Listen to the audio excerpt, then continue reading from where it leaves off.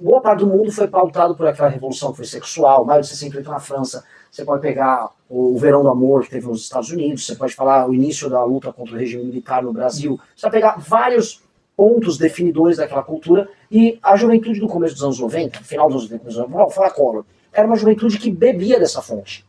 O problema é que essa fonte se esgotou. Eu até tenho um artigo que eu escrevi no serviço. Essa fonte se esgotou. E no Brasil, ela se esgotou de tal modo que toda a produção cultural à esquerda ainda fica bebendo naquele período, como se fosse um tempo místico em que eles buscam a legitimidade deles. Então, pô, é sempre um filme passado na época da ditadura militar. Você vai pegar bandas novas buscando esse referencial. E aí isso alijou toda uma geração, toda uma juventude que está alheia a essas discussões. Então, isso já vem da década anterior. Se for pegar já na minha geração, a geração millennial, ela já está meio que de saco cheio procurando o próprio referencial. Você pode sacanear assim, tá? Porque aqui é tudo do século passado. Eu também, eu sou de a dupla aqui. Eu sou 84. Né? Então, o que acontece é, essas gerações mais novas, o referencial delas não é musical e nem cinematográfico. É um referencial de games, por exemplo. O mundo dos games é muito importante. Sim. O mundo das redes sociais. E aí o imaginário delas, especialmente dos rapazes, é construído dentro dessa nova iconografia própria deles. Sim. E aí isso cria novos ídolos e novas respostas para problemas que eles passam.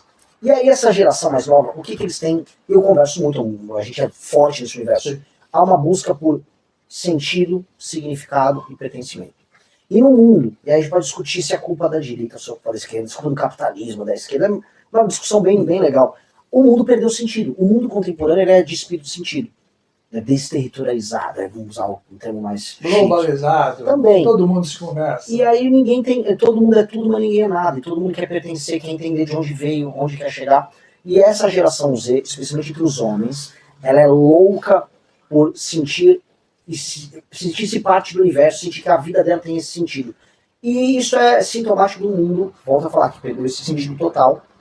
E você não sabe o que é o teu país, você não sabe o que é a tua cultura. O identitarismo levou as pessoas a falarem, o que eu sou mulher, sou homem. E aí essas pessoas só querem assim, eu sou tal coisa e eu tô aqui com tais pessoas para fazer alguma coisa.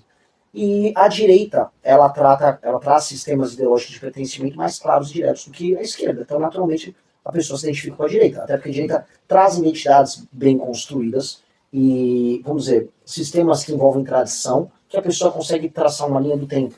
Sei lá, vai de Roma até agora e fala, pô, eu tô aqui, faço parte de algo.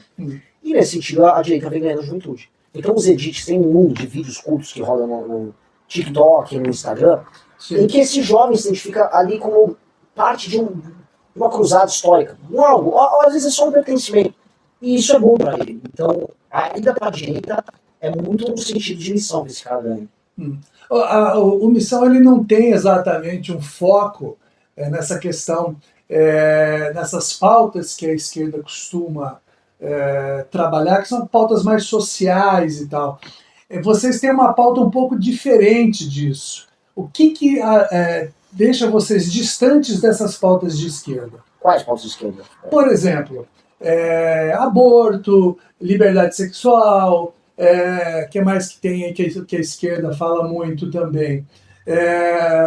Igualitário, principalmente nessa questão, por exemplo, salarial, você ter mais oportunidades e transformar todo mundo mais ou menos num grupo igual, digamos assim. Tá, assim, as questões materiais nos interessam. Essas discussões sobre liberdade, aborto, liberdade sexual, no Brasil é um país muita liberdade sexual. Inclusive, ele está falando mais moralista agora.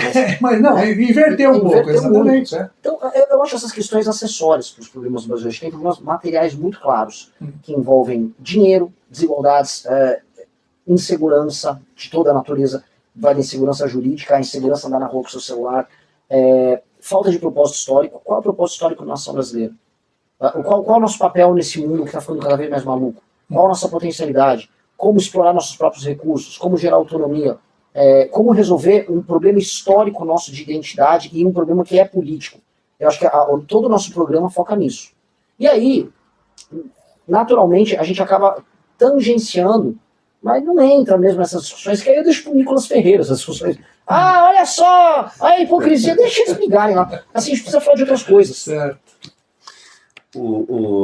Renan, você está aqui em Londrina, norte do Paraná, e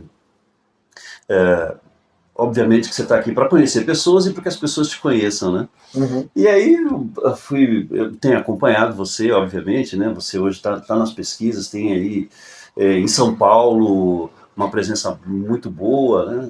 E fui ver o que está se falando do Renan, achei essa matéria que está aqui com você com uma foto bonita na revista Veja, né? Que não é mais revista, mas é o site da Veja, falando sobre a banda Limão Rosa, que vai se apresentar no Lollapalooza, né? Não vai mais? Não vai mais, me tiraram. Eu ganhei o concurso, aí agora tem um júri técnico, porque ele entrou essa questão política, por causa dessas matérias que fizeram, porque eu ganhei o concurso. Ganhei, inscrevi, as pessoas votaram, ficamos em primeiro, aí, não, porque agora vai ter um júri técnico, aí botaram uma outra banda lá.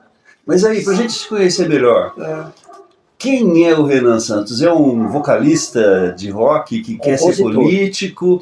É um político que quer ser também músico? Conta um pouco da sua história pra gente, cara. Onde você nasceu?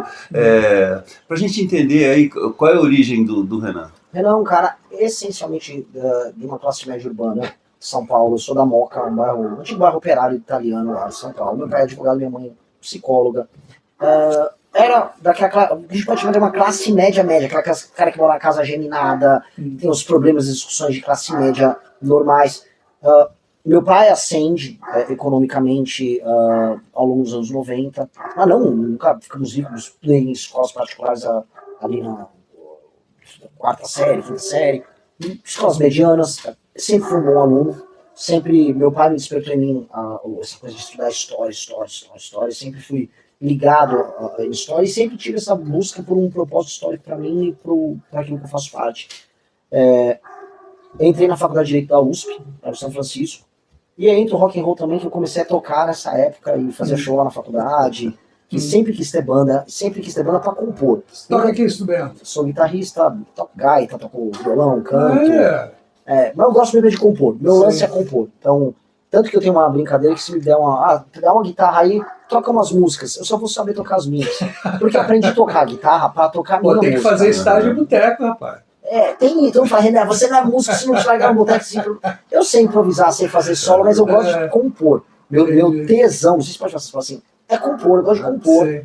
E tanto que o meu herói é o Bob Dylan. Assim, eu tenho alguns heróis, mas o herói que define inclusive minha atuação política é o Bob Dylan. Bob Dylan é um cara que buscou ter sua autenticidade artística sempre respeitada.